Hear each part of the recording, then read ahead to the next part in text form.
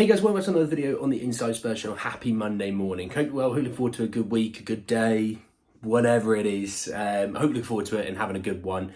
Obviously, we played at the weekend, so I'll talk a little bit about the Wolves game on Saturday, as well as, well, the two guys that you see on the thumbnail. We have a bit of a chat to talk about when it comes to Rafinha and Neto. We've got comments from Gary O'Neill, the Wolves manager. We also have comments surrounding Fabrizio Romano, as well as other people talking about the situation, because I think that's where Spurs' biggest priority is. And I think on the weekend, you saw why it was a priority. So we'll talk about it. Just want to say, if you're new, subscribe. You're very much welcome to join us. And let's talk about the game first and foremost. I'm not going to spend long on this. You've probably had enough time to dwell on it. You know, you've had enough time to digest it. You've had enough time to sift through the problems without agendas. And I think that's the key thing here. Let's talk without agendas. The game was a weird one because, look, you look at the stats, we dominated possession, but they created all the good chances, really, you know. I thought, if I go from back to front, so back being keeper, by the way, there really wasn't a ton Vic did wrong. I'm not going to dig him out or anything. Mickey and Romero had a solid game, but I think you can see when they don't have two competent fullbacks next to them, it's not it. You know, you can see the drop off from Desti Udogie and Emerson Royal. It's quite alarming. And I think this was the final. I think this was the game that showed you like Emerson. He's a good character. He's a nice guy. He works hard, but he's just not good enough. And there's nothing wrong in that. There is absolutely nothing to say that's wrong in that. He was doing things that Pedro Porro never does. And you normally say that when you talk about something. That's a really good thing to say. This was all the negative things to say. He didn't get into those attacking positions and occupy those positions that Pedro Porro does. He wasn't looking to fire balls into Maddison when we're on the counter in so much space. He was giving the easy option to Kulusevski when he has people around him. He's just not. He's not good enough for this system, and that's the key thing. I think there's players in this squad that aren't good enough for this system. And people that are saying, you know, Ange failed this, Ange failed that. Ange isn't always going to make the right decision. Pep Guardiola doesn't always make the right decision. Jurgen Klopp doesn't make the right decisions every single time because they're human. They're allowed to make mistakes. I think Spurs fans have an unrealistic view of, you know, this manager, this squad, these players, everything. And I think, ironically, being top for 10, 11 games really was the real issue in this, because people saw that we were top for 10 games and went, well, we should win the league though. Yeah, we should win the league. You know, forgetting that you lose the best striker in the Premier League, or second best, depending on how you view Haaland, and your soon-to-be captain for that season.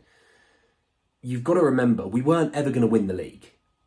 I was always hoping for the Champions League. So right now, sitting in this situation as we speak, this season has been a massive success. And people going, the league was there for the taking. That Man City juggernaut is probably about to kick off. Arsenal have just picked up and gone, and they've started to get their grooves going. Liverpool, even without Mo Salah, were fantastic over AFCON. So look, we weren't going to win the league. I'm going to tell you that now. If you do believe it, I love your confidence, but it might be misplaced there.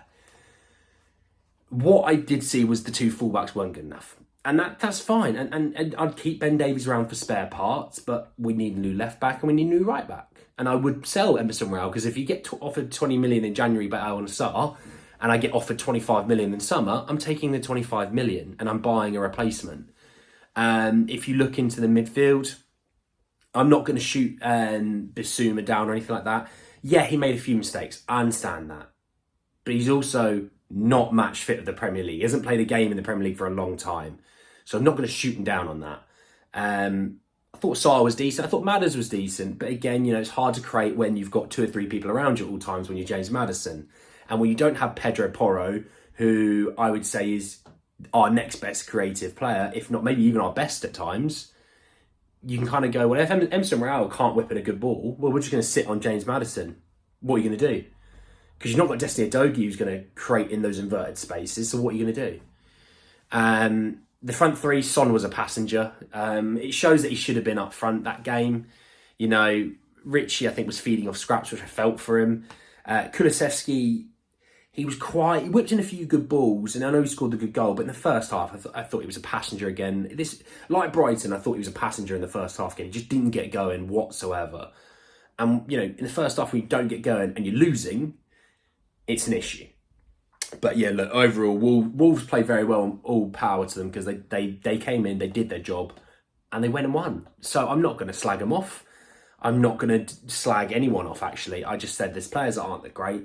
Wolves were absolute money on the counter, and we're going to speak about one of their players now, because Gary O'Neill was talking about Pedro Neto being on Spurs' list for the summer. He said, we're not planning to lose Neto, but there will always be a plan in place. The club stance will be decided in the summer on who we think we can lose and what the price needs to be.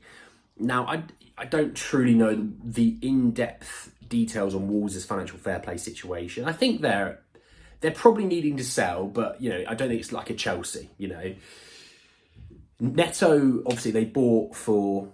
I always find it weird to say 15 million is cheap. It's not cheap. 15 million is a lot of money. You and I don't have 15 million. But in the world of football, it's cheap. And they bought them cheap. And they're probably going to 4 or 5 times their value on that. And they're going to make great money towards their financial fair play, which, I'm happy when teams can make good money against the financial fair play. I hate seeing regulators getting into football like that and having to penalise teams. I don't like that. It's not fun. It kind of sucks the life out of football, but it has to be done because clubs can't run themselves sometimes. But they'll obviously have no issues if they get rid of Neto, right?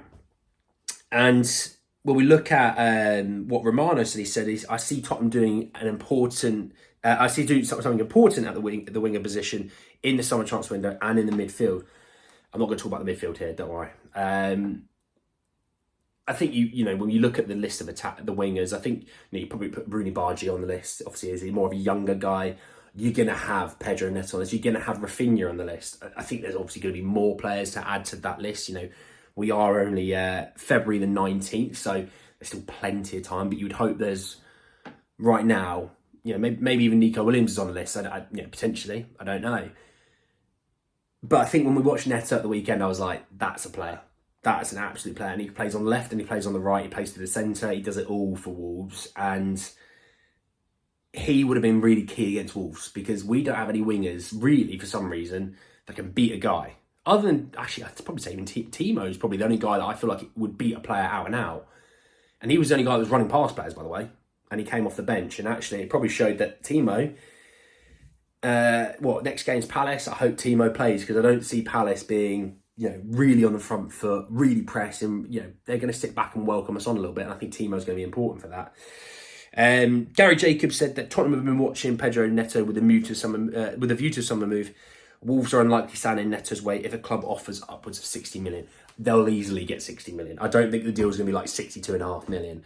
It'll be somewhere between 70 and 80 million. Now, I don't think those deals, you'll have add-ons, you'll have things that a target you have to meet for it to reach up to that. And I've always said, if it's a deal that's like base 55 million but can reach 75 million and you end up having to pay the 75 million, that's because the player's done really well. And that means because you've done really well. There's nothing wrong in that. And clubs want to pay that extra money because that means they have had that success. If they don't, it's because they've not had that success and they're not more out of pocket. That's why. But look, Neto showed that he's absolute money, and against us, I think if you're not sold on wanting Neto to be a Spurs player, I don't think you'll ever be sold. I really don't. He's been fantastic this season. He would have played at the weekend for us. He would have made a massive difference because he would have ran past players, kind of like he did to us multiple times. If you didn't see him run past our players, you weren't watching the game because he was doing what he wanted when he wanted. And I was right with 2-1. I was just the wrong way round. So apologies on that one. So if you did follow me on your build bets or whatever, apologies, I'll let you down. But anyway, guys, at the end of the video, hope you enjoyed. Drop a like on the video. If you did, hit me in the comment section your thoughts, feelings about the game. Neto, Rafinha, the winger list, all that jazz. I want to know your thoughts, feelings about all of that. Obviously, subscribe if you're new and hit the bell notification for more. But anyway, guys, at the end of the video, I'll see you all very, very soon. Take care, guys.